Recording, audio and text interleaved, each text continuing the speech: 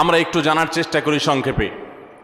প্রথমেই সবার আগে যার নাম আসে মারিয়াম, যার আলোচনা কোরআনের পৃষ্ঠায় পৃষ্ঠায়, পাড়ায় পাড়ায়, সূরায় সূরায় রয়েছে, বিভিন্ন জায়গায় জায়গায় আল্লাহ তাআলা করেছেন। সেই মারিয়াম তিনি হলেন গোটা পৃথিবীর কিয়ামত পর্যন্ত আগত আমাদের সকল মা বোনদের জন্য সবচেয়ে উজ্জ্বল উদাহরণ, সবচেয়ে উজ্জ্বল দৃষ্টান্তগুলোর একটি। কোরআনে মারিয়ামের পাশাপাশি আমাদের মা, মুমিনদের মা উম্মুল মুমিনিন নবীপত্নী আয়েশা রাদিয়াল্লাহু তাআলা আনহা, তার সম্পর্কে সূরা নূরে কয়েকটি আয়াতে আল্লাহ রাব্বুল আলামিন আলোকপাত করেছেন। আমরা অনেকে জেনে থাকব আয়েশা রাদিয়াল্লাহু তাআলা আনহার চরিত্রে কালিমা লেপনের অপচেষ্টা এবং ঘৃণ্য কর্ম করেছিল মুনাফিকরা। আল্লাহ রাব্বুল আলামিন তার পুততা, পবিত্রতা, তার সতীত্ব এবং তার ব্যাপারে যে মিথ্যা অপবাদ দেওয়া হয়েছে, সেই মিথ্যা অপবাদ এবং ষড়যন্ত্র সম্পর্কে কোরআনে কারিমে অনেকগুলো আয়াত নাজিল করেছেন। একজন নারী তার চরিত্রে কালিমা লেপন করার অপচেষ্টা যখন করেছে কিছু সমাজের ঘৃণ্য পুরুষেরা, মুনাফিকেরা, আল্লাহ রাব্বুল আলামিন তার চরিত্রের পুততা পবিত্রতা প্রকাশ করবার জন্য, ঘোষণা দেবার জন্য কোরআনে কারিমে অনেকগুলো আয়াত নাজিল করেছেন।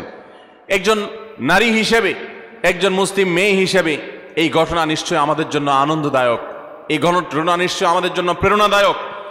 কোরআনে কারিমে আল্লাহ রাব্বুল আলামিন ইব্রাহিম আলাইহিস সালামের স্ত্রী হাজেরা এবং সারা আলাইহিমাস সালাতু ওয়াস সালাম, তাদের সম্পর্কে আল্লাহ রাব্বুল আলামিন আলোকপাত করেছেন। নাম সরাসরি উল্লেখ করেননি, কিন্তু আলোকপাত হয়েছে। কোরআনে কারিমে জাকারিয়া আলাইহিস সালামের স্ত্রীর আলোকপাত হয়েছে, মূসা আলাইহিস সালামের মায়ের আলোচনা হয়েছে, কোরআনে মূসা আলাইহিস সালামের বোনের আলোচনা হয়েছে, কোরআনে মূসা আলাইহিস সালামের স্ত্রীর আলোচনা হয়েছে যিনি ছিলেন শুআয়ব আলাইহিস সালামের মেয়ে, কোরআনে ফেরাউনের স্ত্রী আসিয়ার আলোচনা হয়েছে, কোরআনে বিলকিসের আলোচনা হয়েছে, কোরআনে ঈসা আলাইহিস সালামের নানি ইমরাতে ইমরান মারিয়ামের মায়ের আলোচনা হয়েছে, কোরআনে আইয়ুব আলাইহিস সালামের স্ত্রীর আলোচনা ইঙ্গিত হয়েছে, এবং কোরআনে উম্মাহাতুল মুমিনিন সমস্ত নবী পত্নীগণ, আমাদের মাগণ, প্রিয় নবী সাল্লাল্লাহু আলাইহি সাল্লামের স্ত্রীগণ, সম্মানিতা স্ত্রীগণ, তাদের আলোচনা হয়েছে। এবং আল্লাহ রাব্বুল আলামিন ঘোষণা দিয়েছেন যে ওয়াজওয়াজুহু উম্মাহাতুকুম, নবী সাল্লাল্লাহু আলাইহি সাল্লামের পত্নীগণ, ঈমানদার তোমাদের মা, তাদের আলোচনা হয়েছে। কোরআনে খাদিজা রাদিয়াল্লাহু তাআলা আনহা সম্পর্কে আল্লাহ রাব্বুল আলামিন ইঙ্গিত করেছেন একাধিক আয়াতে। কোরআনে হাফসা রাদিয়াল্লাহু তাআলা আনহা সম্পর্কে ইঙ্গিত রয়েছে সূরা তাহরিমে। কোরআনে কারিমে যায়েনাব বিনতে জাহাশ রাদিয়াল্লাহু তাআলা আনহা সম্পর্কে আলোচনা রয়েছে। কোরআনে আরো বহু নারীর সম্পর্কে আলোচনা হয়েছে। আমরা কোরআনে এত নারীর আলোচনা রয়েছে, এত নারীর ইতিহাস রয়েছে, গুরুত্বপূর্ণ দিক উঠে এসেছে, সেটা আমরা অনেক মুসলিমরাও জানি না। ভাইরা আমার, এর পাশাপাশি আল্লাহ রাব্বুল আলামিন কোরআনে কারিমে এমন কিছু নারীর উদাহরণ তুলে ধরেছেন যারা তাদের অবাধ্যতার কারণে, তাদের নাফরমানের কারণে, তাদের মন্দ স্বভাবের কারণে, তাদের কুফরির কারণে, তারা আল্লাহর অবাধ্য হওয়ার কারণে, তাদের খারাপ পথে চলে যাওয়ার কারণে তাদের করুণ পরিণতি, আল্লাহর শাস্তির মুখোমুখি হতে হয়েছে, পৃথিবীর ইতিহাসে আস্থা করে নিক্ষিপ্ত হয়েছে। তাদের ইতিহাসও আল্লাহ তাআলা তুলে ধরেছেন শুধুমাত্র আমার মা বোনদের জন্য, ইমানদার মহিলাদের জন্য, তারা যেন সেখান থেকে শিক্ষা গ্রহণ করতে পারেন। ভাইরা আমার, কোরআনে কারিমের সূরা তাহরিম গুরুত্বপূর্ণ একটি সূরা রয়েছে। এই সূরা তাহরিমের শেষ তিনটি আয়াত 10, 11 এবং 12, এই তিনটি আয়াতে আল্লাহ রাব্বুল আলামিন চারজন নারীর দৃষ্টান্ত দিয়েছেন। চারজন নারীর দৃষ্টান্ত দিয়েছেন। এই চার নারীর মধ্যে দুজন ছিলেন আল্লাহর প্রিয় বান্দী, দুজন ছিলেন আল্লাহ তাআলার অনুগত, দুজন ছিলেন আল্লাহর একান্ত বান্দী, আল্লাহর প্রিয় মানুষ, আর দুজন নারী ছিলেন এমন যারা আল্লাহর অবাধ্যতায় লিপ্ত হয়েছেন, যারা আল্লাহর নাফরমানি করেছেন, যারা আল্লাহর প্রতি ঈমান আনে নাই, যারা কুফরি করেছে। আল্লাহ রাব্বুল আলামিন ভালো এবং মন্দ পাশাপাশি রেখে আমাদের সামনে উদাহরণ রেখে আমাদের মায়ের জাতিকে সেখান থেকে শিক্ষা গ্রহণ করার, তাদের করণীয় নির্ধারণ করার নির্ধারিত ঘোষণা এবং শিক্ষা দেওয়ার জন্য আল্লাহ তাআলা এগুলো উল্লেখ করেছেন। সূরা তাহরিমের এই 10 এবং 11, 12 শেষের তিনটা আয়াতের শুরুতেই আমরা দেখতে পাই আল্লাহ রাব্বুল আলামিন বলেছেন, দরাবাল্লাহু মাসালাল লিল্লাযীনা কাফারু ইমরাআতা নূহ ওয়া ইমরাআতা লূত, যারা কুফরি করেছে, পৃথিবীতে আল্লাহর প্রতি অবাধ্য হয়েছে, ইতিহাসের আস্থা করে নিক্ষিপ্ত হয়েছে, তাদের নাম নেয়ার মানুষও আজ পৃথিবীতে নাই। তাদের নাম উল্লেখ করা হলে সেটা ঘৃণা ভরে উল্লেখ করা হয়। করুণ পরিণতির মুখোমুখি তারা হয়েছে।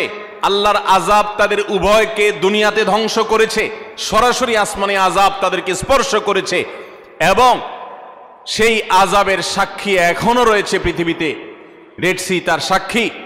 পৃথিবীতে আল্লাহ রাব্বুল আলামিন এখনো পর্যন্ত সেই আযাবের আলামত রেখে দিয়েছেন, এবং কোরআনে আল্লাহ ঘোষণা করেছেন আল্লাহর আযাবে ধ্বংস হওয়া জাতিদের জনপদগুলো ভ্রমণ করে তোমরা দেখো এবং শিক্ষা গ্রহণ করো।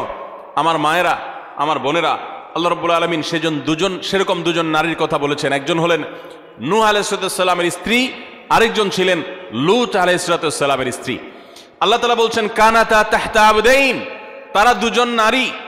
অবাক করা বিষয় হলো তারা আল্লাহর নাফরমান ছিল, বেঈমান ছিল, কুফরিতে লিপ্ত ছিল, আল্লাহর প্রতি ঈমান আনে নাই, অথচ তারা দুজন নবীর স্ত্রী ছিলেন। নবীর ঘরে থেকেও তারা ঈমানদার হতে পারে নাই। এখান থেকে বোঝা যায় যে আমাদের সমাজে বহু আলেমের মেয়ে, বহু নেককার মানুষের মেয়ে, তাদের পরিবারের মেয়ে হয়ে অনেকে গর্ব করেন যে আমরা অমুক বংশের। এমনকি ছেলেদের বেলাও এই কথা প্রযোজ্য যে কোনো বংশ পরিচয় দিয়ে আল্লাহর কাছে কেউ কোনো মর্যাদা পাবে না কিয়ামতের দিন।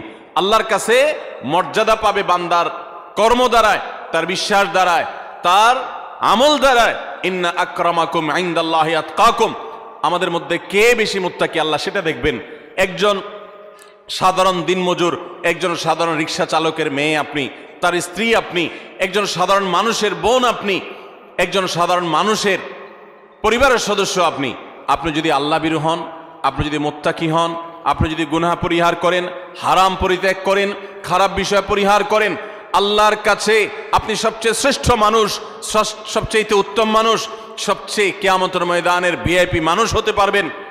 আর যদি পক্ষান্তরে আপনি অনেক বড় বংশ গরিমার অধিকারী হন কিন্তু আপনার কর্ম ভালো না হয়, এই আয়াত প্রমাণ করছে, তাহলে আল্লাহর কাছে আপনার কোনো মর্যাদা থাকবে না, বরং শাস্তি আপনি এড়াতে পারবেন না।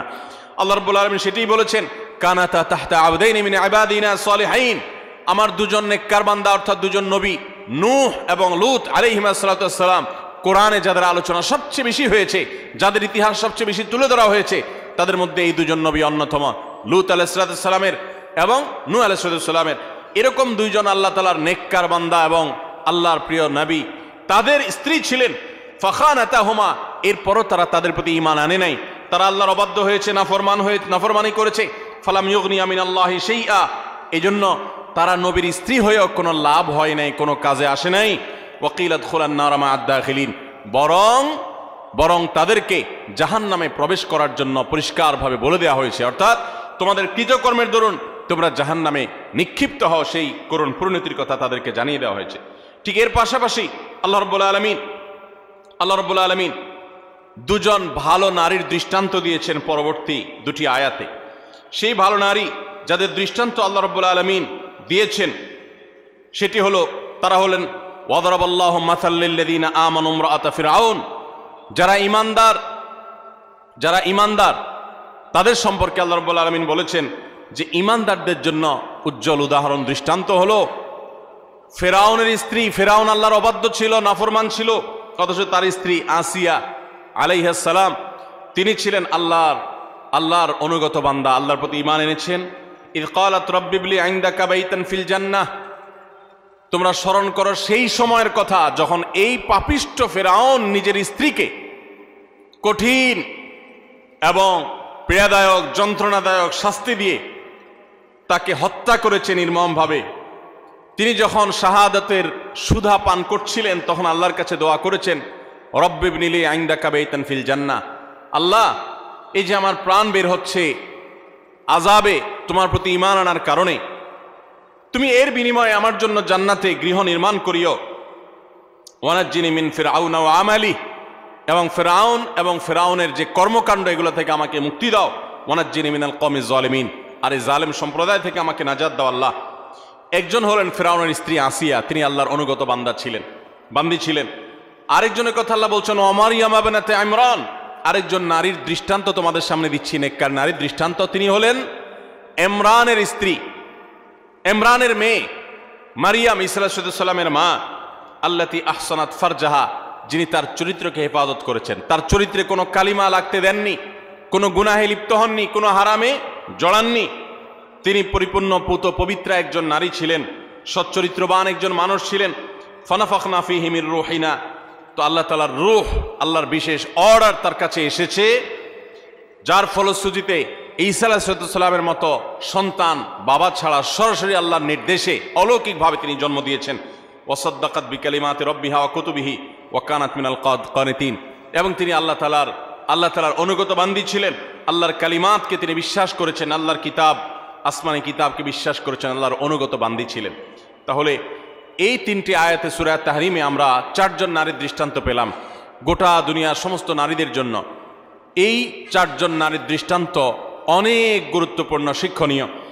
আমাদের উচিত, বিশেষ করে প্রত্যেক মুসলিম নারীর উচিত, সূরা তাহরিমের এই শেষ তিনটি আয়াতে যে চারজন নারীর দৃষ্টান্ত দেওয়া হয়েছে, সে দৃষ্টান্তগুলো ভালো করে ব্যাখ্যা সহকারে পড়া, তাদের জীবনী সম্পর্কে জানা এবং তাদের কর্ম এবং কর্মফল সম্পর্কে অবগত হওয়া। এর ফলে আমরা ভালো হওয়ার প্রেরণা পাবো, মন্দ পথ থেকে বেঁচে থাকার প্রেরণা ইনশাআল্লাহ আমরা লাভ করতে পারবো। আল্লাহ রাব্বুল আলামিন আমাদের সকলকে এই সমস্ত কোরআনে কারীমের উজ্জ্বল উদাহরণগুলো, দৃষ্টান্তগুলো থেকে শিক্ষা গ্রহণ করার তৌফিক দান করুন।